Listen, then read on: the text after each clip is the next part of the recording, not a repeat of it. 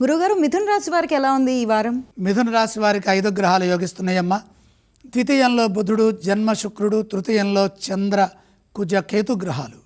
మంచి శుభ ఫలితాలు సాధిస్తారు. వ్యాపార యోగం బ్రహ్మాండంగా ఉంటుంది. ప్రారంభించిన పనుల్లో విజయం లభిస్తుంది.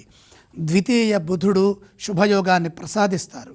తద్వారా వ్యాపారాభివృద్ధి కలుగుతుంది. తగినంత గుర్తింపు లభిస్తుంది. పెట్టుబడులు లాభాన్నిస్తాయి. జన్మ శుక్రబలం ఆర్థిక అభివృద్ధిని ప్రసాదిస్తోంది. అందుకు అవసరమైన ప్రణాళికలు సిద్ధం చేయండి. సంపదలని వృద్ధి చేసుకోవడానికి ఇది అనుకూలమైన సమయము. చిత్తశుద్ధితో పనిచేయడం ద్వారా ఉద్యోగంలో ఎదురయ్యే సమస్యల నుండి బయటపడతారు. సమయానుకూలంగా నిర్ణయాలు తీసుకొని సకాలంలో పనిచేస్తే ఉద్యోగంలో మంచి జరుగుతుంది. ద్వితీయ రవి ఆత్మవిశ్వాసాన్ని తగ్గించే అవకాశం ఉన్నది కాబట్టి నమ్మకంగా ఆలోచించండి. చెడు ఊహలు వద్దు. సాంకేతిక లోపాలు రాకుండా శాంతంగా, సున్నితంగా, వినయపూర్వకంగా మాట్లాడాలి. కుటుంబ సభ్యుల సూచనలు అవసరమవుతాయి. అంతా నాకే తెలుసు అనే ధోరణి ఉండరాదు. మీ ప్రవర్తనను బట్టి ఉన్నత స్థితి కలుగుతుంది.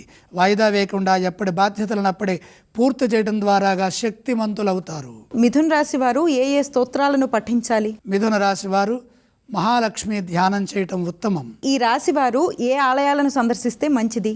5 గ్రహాలు యోగిస్తున్నాయి. బ్రహ్మాండమైన శుభకాలం నడుస్తోంది. లక్ష్మీ దర్శనం మేలు చేస్తుంది. మిథున రాశి వారు ఏవేవి దానం చేయాలి? దానాలతో పనిలేదు.